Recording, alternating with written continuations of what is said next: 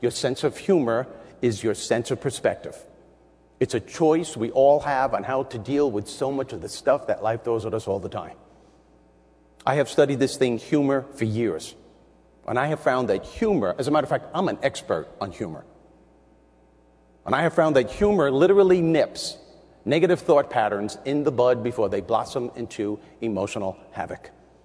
And here's a perfect example. Here's a perfect example on how the ability to laugh, to find the humor in a negative situation, can turn it around and lead to a very successful outcome. Follow me on this story.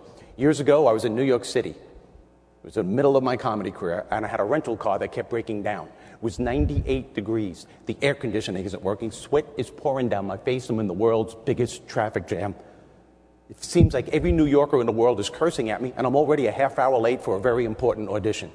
I feel this snowball of negativity building up, and I'm saying, oh man, what else could possibly happen? Don't ever ask that question. Don't, because if you do, the universe will answer you. And it did. I drive up to this toll booth, and I went to pay the guy, and I realized I left my money home. I don't know what possessed me. I just looked at the guy, and I said, I'll have a couple of burgers, 2 fries, and get something for yourself there, Sparky. Now, apparently, he was new in this country. I didn't know that, and he didn't understand American humor. The guy looked at me and he said, I'm very sorry, my friend, but we do not have food here. And I said, well, then you better get it because you're holding up traffic. All of a sudden, I notice he's starting to laugh. He gets it. Now, I'm laughing too. But all the cars in back of me, they're beeping the horns going, hey, come on, move it. We got to get going. I swear to you, my newfound friend in the toll booth sticks his head out, motions to all the other cars and says, I'm very sorry, but we ran out of food. Try the next booth. By then, we were hysterical. We were high-fiving each other. We became best friends in a matter of seconds. And you want to know the coolest thing? Is that he let me go without paying.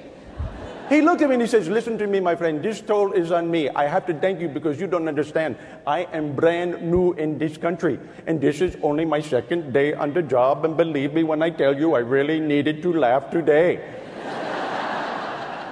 And I said, so did I. Here's the point, and a very important point. I drove away from that toll booth in a totally different state of mind. Totally different state of mind. And as a result, I was able to plant positive thoughts in my head, constructive ways, on how I can deal with this very important audition that I had coming up. And guess what, my friends? I had a great audition. It's a good thing I did. Led to the most important break in my comedy career. That's how I got my Showtime special. My first TV special. And that special paved the way for every other TV special that I've ever gotten. Let me ask you this question. What do you think would have happened if I would have gone into that audition in the mood that I was in before the toll booth incident? Wouldn't have had a chance. Not in the mood that I was in, wouldn't have had a chance. And I tried everything in my power to get out of that mood, because at that point in my life, I started reading all those books on positive thinking and positive affirmations, and they weren't working. There I was in this traffic jam, sweat is pouring down my face, my car's not working, New Yorkers are cursing at me, I'm late for this audition, and I'm reciting these affirmations behind the wheel of my car. My life is going just the way I want. I am in total control of this situation. I am the radiating center of love and peace. Just then someone beat the horn and I'm like, pick a number, pal!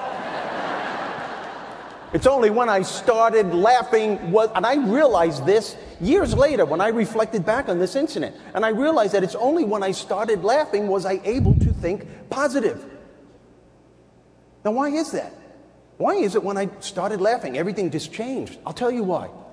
Because when you start laughing at an intense, overwhelming, negative situation like that, your brain is no longer concentrating on that negative thought. Your brain is now somewhere else. It's laughing at something ridiculous that you just did. And even if your brain does go back to that negative situation, it won't be as overwhelming as it was before. Why? Because you've calmed your nervous system down to the point where you can control the situation instead of having that situation control you. It's the best way that I know to continue, to dream, to dare, and to do. Dreams are easy, as I said. Daring is easy. It's the doing that's the tough part.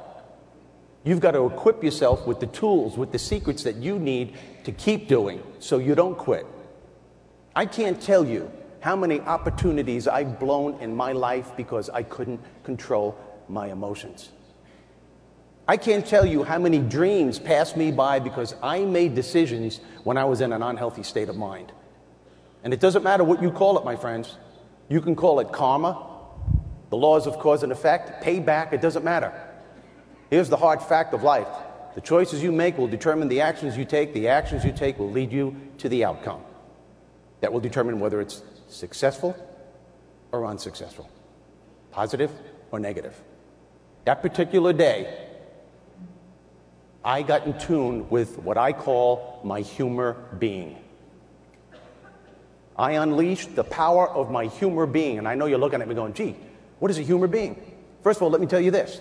Everyone in this room has a humor being within them. Everyone. Unfortunately, some people go their entire lives never knowing they have this power. Your humor being, my friends, is of your higher self. It is the part of you that brings out the best in you when times get tough so that you can continue doing.